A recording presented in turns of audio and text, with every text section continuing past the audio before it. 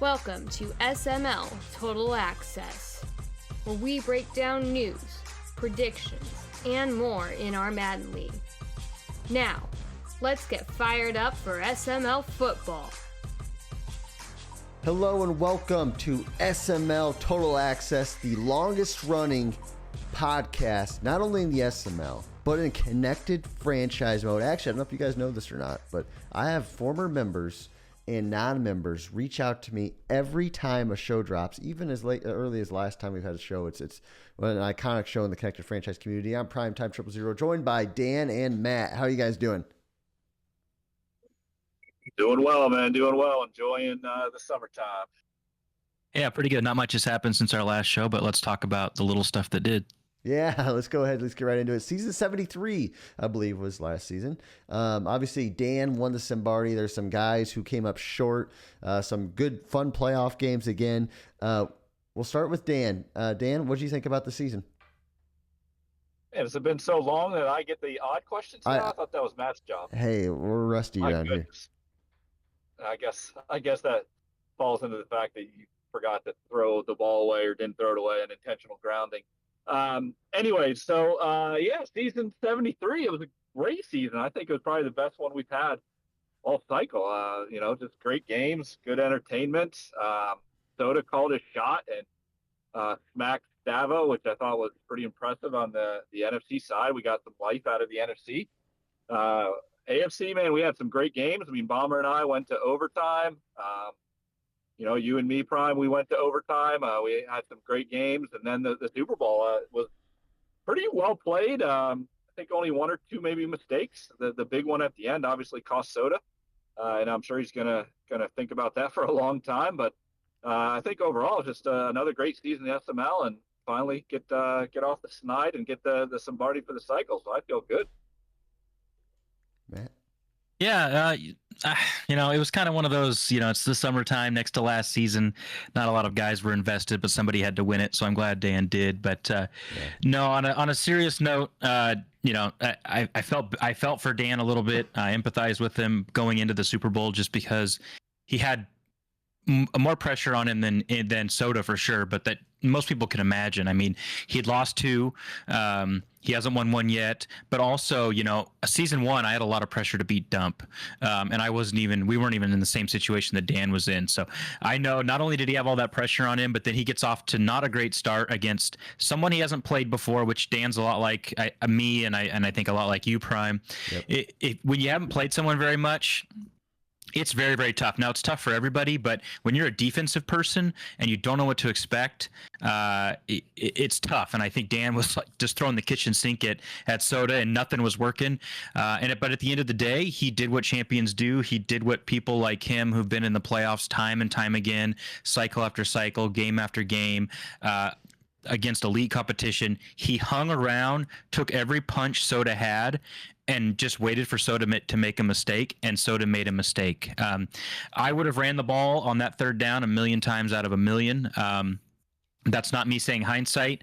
I think everybody would agree. I would run the ball there. I'd go up 6. Dan doesn't block field goals, so I don't have to worry about that. And Dan's weakness is his offense, and his strength is his defense, and the strength was on the field. You throw the interception, and you saw what happened. But hats off to Soda. He played phenomenal, and he went out on a shield. He got there slinging the ball.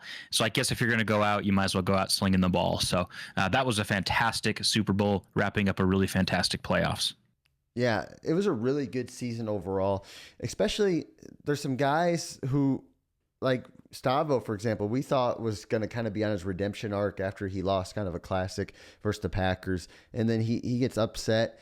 We also seen someone like KP, who, by the way, I'm on record now, I don't like KP anymore. I actually think he's fake. I think he's fake nice. I think it's going to come out more and more now. So fake nice guy KP missed the playoffs. We also seen, obviously, Dan's had a couple, I think, at least three of his playoff games between the Super Bowl, the one against me, the one against Bomber, comeback games. obviously, I mean, just overall strong playoffs. The NFC gaining their identity late, but gaining their identity. They have some characters in Soda and in Stavo, and obviously people like that you either love or you hate. So overall, good season. I'm happy for Dan. He got his. I know during the season he was, even this as early as last season, season 73. He's saying, "Hey, anybody can win this one because it's summertime." So he even said it himself, which is maybe he diminished his own Simbardi. I don't know, but it sets up for an interesting final season, and we'll go ahead and we'll transition into that one right now. Matt, what do you think? Or no, Dan, what do you think about the final season of the cycle? What are you looking for? Some stuff. Man, now you're making me go first again. Gee whiz, what is going on over here? Hey, yeah, final season. And again, I am still on record with it. I think the summertime is right up there with season one. Even though I won last one, I would still say you're not getting probably the cream of the crop type of Simbardis. But hey, like Prime says, they all count the same. So this last season's going to count the same. And what's kind of fun about it is you got a lot of different things going on with guys traveling, different stuff happening, maybe some poor roster management. And now you've got some guys that can't field good teams or they don't have their best players. And you got some guys that just come out of the woodworks and just play well. I think just the other day, Strahl had a big game, beat Grimm, knocked him undefeated. ZBD, I think, just beat Gutta last night. Maybe some of these guys that haven't had a chance to really push for those Simbardis, maybe we start to see that. And I think that's the fun of the last season. It's just kind of a huge wild card, and you just never know what's going to happen. So, hey, I'm looking forward to it. Finally get my players back here against Matt tonight. I'm 1-3 after losing some of my better players and get them back. So it's going to be a fun ride, and I'm excited to see this last season.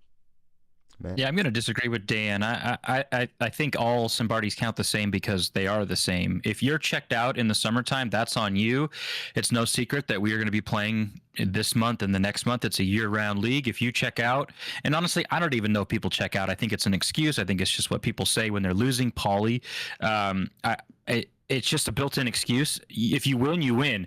The whole league isn't just giving up. Now, if your whole playoff advancing is force wins, that'd be different, but that's not going to happen. Sure, you might get some here or there in the season, but everybody's trying to win. And I think this last season will be exciting because you got a lot of storylines. Can Stavo or Prime get to 3 and have the most for the cycle? Can Dan get to 2 and join them at the top of the mountain there?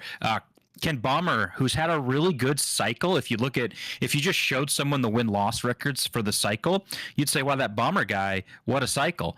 But he hasn't made a Super Bowl, so obviously hasn't won one. Can he get over the hump and at least make a Super Bowl? The NFC, who the hell knows who's going to come out of there? It's like a coin flip of who's just not going to play bad or who's going to play just not as bad. Can Soda get over the hump? He's kind of in Dan's shoes. He's made 2. He makes a 3rd. Can he get over the hump and win it? Can someone besides the 2 of them? Can KP come back? Can Grimm overcome starting a punter at QB and his playoff choke job with this 96 overall team that he has? Or will someone we're not even thinking of? Will Damon get over the hump? I just think there's a lot of storylines, and trust me, if you're listening to this and you're thinking, I want to win the Simbardi this cycle, but Dan says it's just the summertime, anybody can do it. It's not true. Go for it. If you win it, it counts the same. Yeah, I think if Dan could go back in time, and he won't admit it because he never admits when he's wrong. That's why I call him Darren Rodgers. But he would take back his saying summertime Simbardis don't matter, because here you have young Damon now who's fighting for his life. He's fighting for the 1 seed. He has a chance to go undefeated again, and if he wins a Simbardi, everybody's going to say, hey, guess what? You haven't done it yet, but this one doesn't matter because Dad said so. So that's a tough look. I think I would like to see Dan kind of maybe admit that he was wrong on that one, but hey, we'll see. We'll see if he ever does. For me, when I look at the this season, and I think this is what the cool thing is when it comes to the top 10 players of the cycle video that I work on every year. We have all the members vote on. It actually makes this season matter even more because people are vying for either making that list or spots on that list. Some guys really care about their spot or being top 3 or top 5 or being number 1. And there can be a lot to be proved or lost. For example, if if Stavo misses the playoffs again, that's 2 playoff losses. That almost for sure submits him in the number 2 spot. Obviously, Dan winning his Super Bowl this season would submit him as maybe put him in the number 1 spot. I don't know. It just, a lot to be said there. And to me, I think that with our cycle ending a little earlier than normal, just based on how our seasons have played out, I think that's going to make this one kind of last a little bit longer too, because the winner's going to be able to kind of hold that Simbardi just a little bit longer, since we're going to kind of end mid-late July, whereas we usually go all the way through August. Yeah, I'm excited for this one. Dan, you're going to use your microphone now as a chance to admit you're wrong, or are you still staying by your point? No, I'll clarify my point a little bit. Okay. It really just depends on how, I think Matt said it best, how things do shape up. Last year, I thought I was going to miss, 2/3 of a season. Things happened in a certain way in my life. I actually got to play it, and it actually ended up mattering. So I think I think one year Faz actually even went undefeated, but he had like 9 forced wins. Okay. So to both your points, hey, we're finishing up a little bit earlier. That might work. It might work out where, hey, you know what? We get great games. People aren't going away, and games get played. And then I'd be 100% on board with saying, hey, that matters. But I even said it earlier. Whoever wins the Simbardi, it is a Simbardi. You shouldn't think of it anything lesser. Okay, that's just talk for guys that are at the top or the elite, just comparing their, number 5 versus number whatever 3 and whatever. If you win one, go celebrate like you won a Simbardi, because you did, and it matters. So I'll put that, but I'll still say, hey, for someone like myself that puts a lot of time into Madden, I'm not putting that time into it as much in the summer. So I'm going to use that excuse as much as I can. There you go. Hey, we'll take it. Moving on now. Obviously, Madden 26 coming out here in under 2 months, probably 45 days. I'm not good at math. Someone correct all. Was probably listening to this show and will give us a day count. But what are you guys looking forward to on Madden 26? Or have you read about I know there's some gameplay deep dive that's released. Any thoughts on that so far? Dan, we'll start with you. Yeah, hey, no problem. I appreciate the honor of starting every one of these conversations. Hey, you're the champion. Hey, man, it's a tough season, because you've got a lot of promises, a lot of features that they're talking about. Some of the stuff is actually really cool. And then some of the things are, okay, well, here's EA going again. I'm sure Matt's going to talk more about conservative carry, but I'll talk a little bit about the weather. I'm getting a little nervous seeing some of those screenshots, thinking what they did with the home field advantage 2 seasons ago, where some home fields it was almost stupid to play there. Kind of what they did, I even think, with NCAA, which actually made it almost impossible to win on the road, because not only was your controller shaking, you couldn't see your icons, and you couldn't even hot route. And it's like, what am I doing here? So I'm a little nervous with some of those screenshots, especially the snow, like where you can't see past 10 yards. What's that going to do? Are they going to overdo it to try to sell it and just make it miserable? I like, again, the concept of home field mattering. I like the idea that they said the home team will actually get a bonus. Even warm weather teams might get a bonus. But again, what does that look like? What does that feel? We won't know until the game drops. But they're on paper, again, it's some things sound all right. I can't trust EA, and I think they're gonna botch it. Yeah, I see in a lot of comments, both in the league and on social media, about like EA's about their license is up for renewal with the NFL, so they're doing more this year to try and save it. I'm not so sure about that, because I think they're going to get it back. I think who else is going to have the money to do it? And we've talked about, gosh, if Madden had competition, it'd be so much better. What if they do have competition, but the competition is themselves? What's different between last Madden and this one, really? And that's going to be NCAA, which, again, going social media wise and perception of the public, people loved college football way more than Madden. Now, a lot of you guys listening to this were not born when the last NCAA came out. Yeah, but let me tell you, as someone who was, doink, Madden outsold it. It wasn't this high-praised game that it is now. Now, it didn't come out for a decade, so that obviously increases the attention, right? But back in the day, Madden always sold more. and I'm pretty sure it didn't this year, and it got overshadowed. And I don't think they want to be overshadowed. Yeah, college football's back, and that's great. Madden's still the big dog. The NFL's still the big dog. So I'm with Dan. I don't look at the lip service, AI improvements, coverage improvements, blocking improvements. We all know that's BS. I look at the features. This year they introduced the hit stick. Or not the hit stick, the switch stick. Cool little feature, right? That's a feature. We don't have to worry about the lip service. That's a feature. Now they've taken conservative carry off. That's really good. You can't just flip a switch and not fumble. You actually have to do something, and hopefully there's an actual penalty that comes with it. But being able to set your zone depths, I think that's for guys like Dan or maybe me, Paulie, guys who study, being able to customize your zone depths, that's going to be really cool. But on the flip side, in normal EA, they would do that, and then if you got hurry up, you'd be screwed because your zone depths are all out of whack. But now you just click L3, and they go back to normal where they were before. It's things like that they're thinking of. There's some other cool features in there, like the stunts and the RPO, being able to set so they play the pass instead of the run. That's really cool because RPOs have been too strong for too long. It's time to put them in the shadows, bury them 6 feet under. Let's have a game where they don't work at all. I'd be totally okay with that. Hopefully this setting does that. I'm a little like Dan with the weather. I actually like what they've done with the weather. What I'm afraid of is every single playoffs, are we always going to have a snow game like that? I hope it's like we have like 5 of those in the whole cycle, maybe. I did hear that there's someone with the beta said there's light snow and heavy snow settings. So my worry was like, is every snow game going to be a blizzard? We're not going to have like a normal one, and it doesn't sound like it. So hopefully with the weather, they don't overdo it.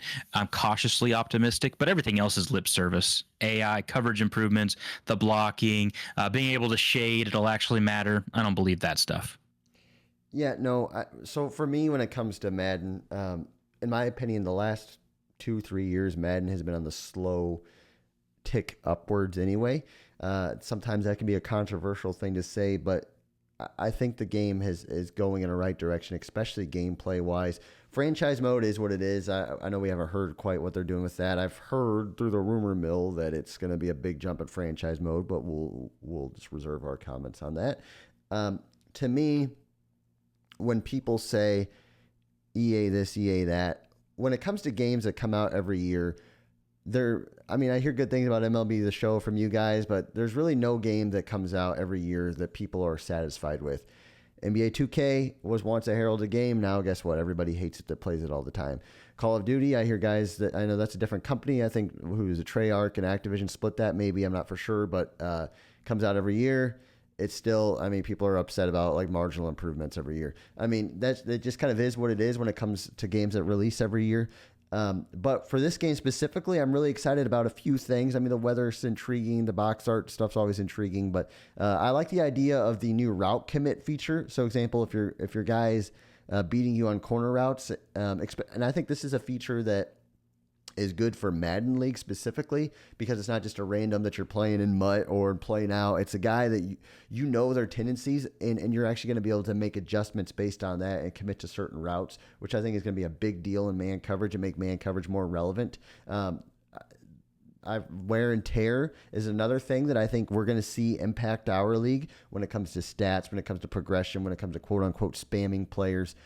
These are all things that obviously we'll have to wait and see how it plays out of the box, but things that I'm excited for, not only as a player using my mind and when I think I have a mental advantage on players, but as a commissioner when it comes to maybe helping us not have to police certain things because players will actually get hurt, so on and so forth.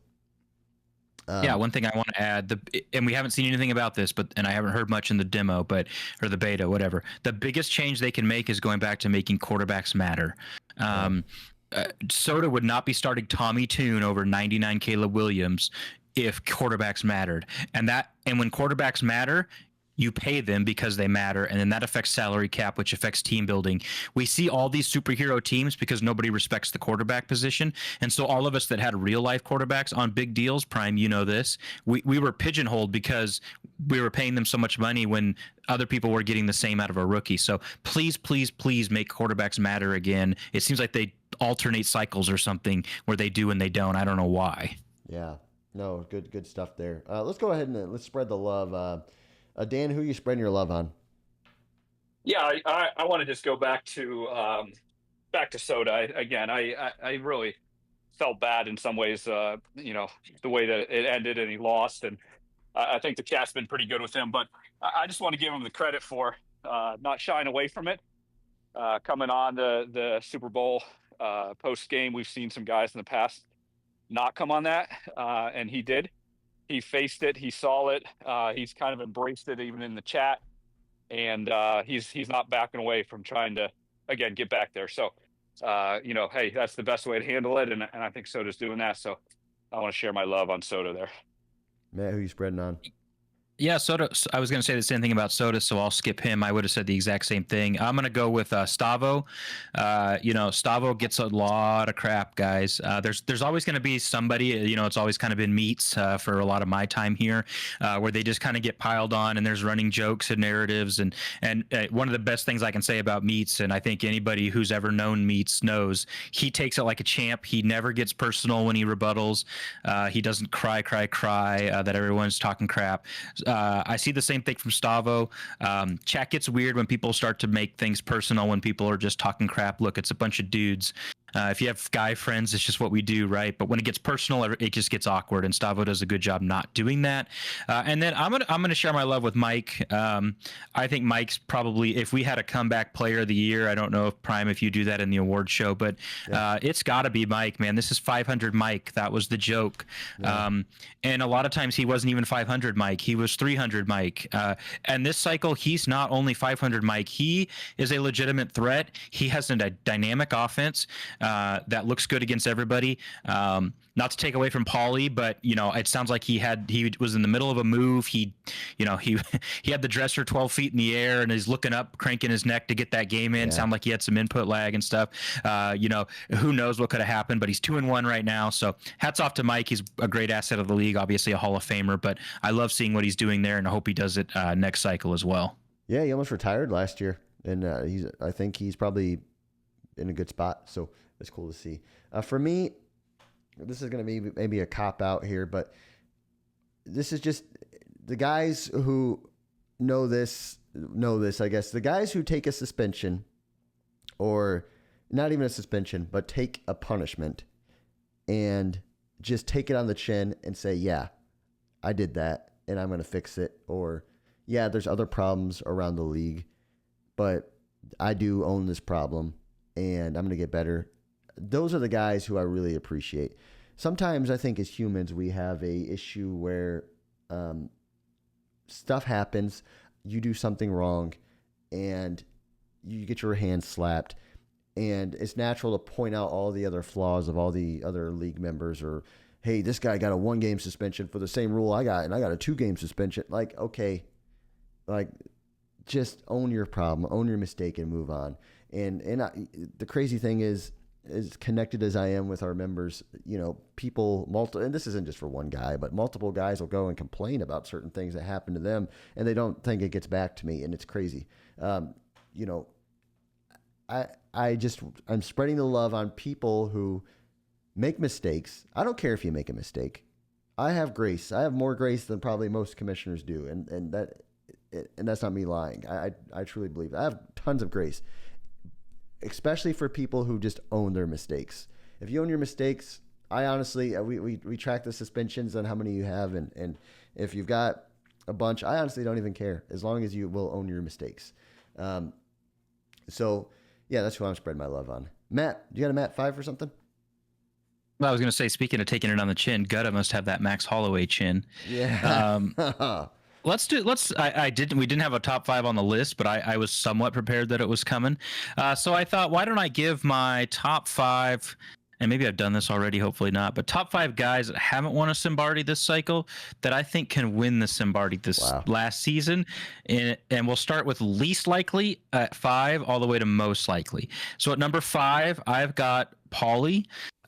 Look, we all know Paulie studied this game a lot, no matter what he says. He spoiled it on The Truth when he said, you guys were talking about how QBs don't matter, and he mentioned that before the season or the cycle even started, you and him, Prime, discovered that QBs don't matter. It's probably why he took the Giants, who didn't have one. But look, Paulie's not going to get an easier conference.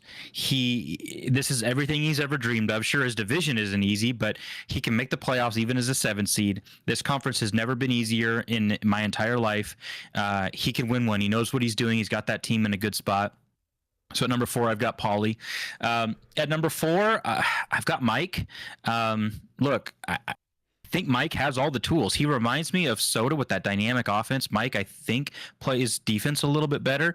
I'm excited to see where he's definitely in that division. He should be able to make the playoffs out of it consistently. I'm excited to see where Mike goes. At number 3, I've got Bomber. Probably maybe a little bit higher, but he's kind of paying the AFC tax a little bit. Phillip Rivers. And we've just seen Bomber. You can watch a Bomber game where he's not commentating, and you could almost commentate it for him. Like every single play, you can almost hear the come on or the good game, or if he's typing in chat. If he makes a mistake, sometimes it can spiral downhill.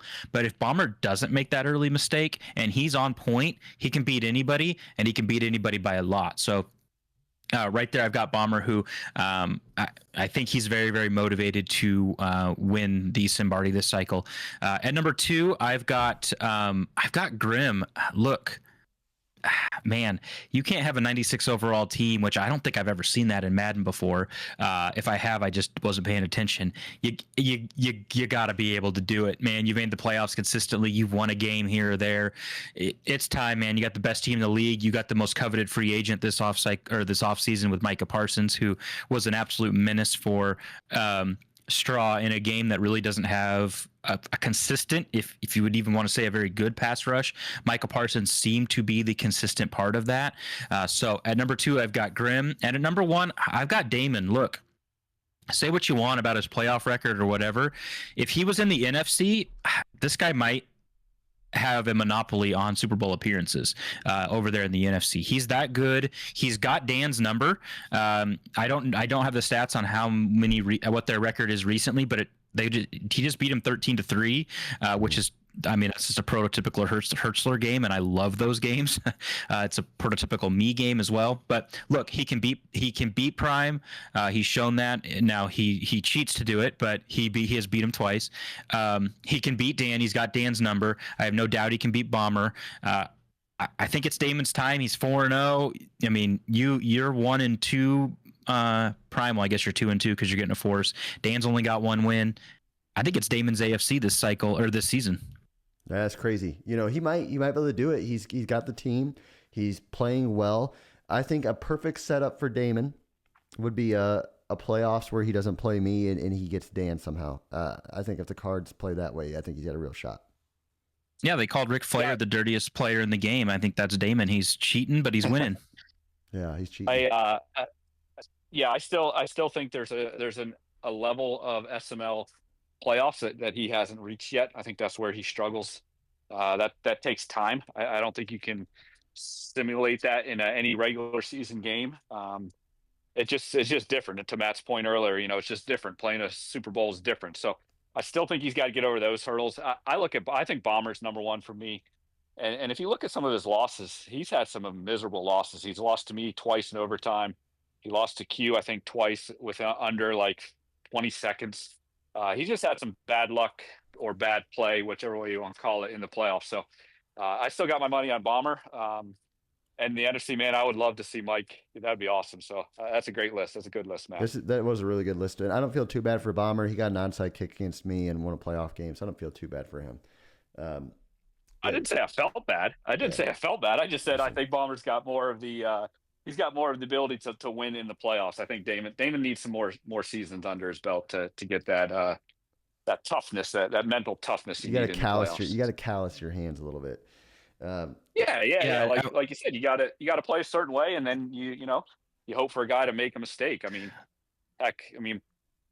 Prime made probably the biggest mistake I've seen him make in 5 cycles against me, and it happens sometimes. 100%. Yeah, I want to give a quick honorable mention. Powers, who we haven't brought up on this broadcast since he came in.